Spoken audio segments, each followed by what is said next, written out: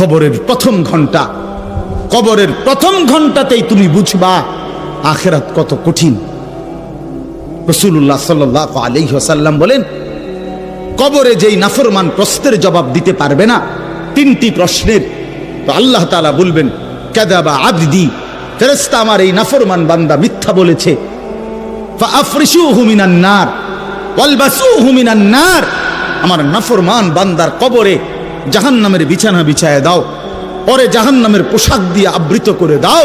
ওয়াফতাহু লাহু বাবান ইলান নার, জাহান্নাম বরাবর তার কবর থেকে দরজা খুলে দাও,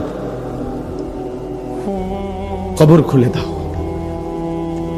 ওফো, আল্লাহর নবী সাল্লাল্লাহু আলাইহি ওয়াসাল্লাম বলেন, তখন কবর তারে, ফেরেশতা যখন তাকে রাইখা যাবে, কবর তারে ডান দিকের মাটি বাম দিকে একটা চাপ দিবে, বাম দিকের মাটি ডান দিকে চাপ দিবে।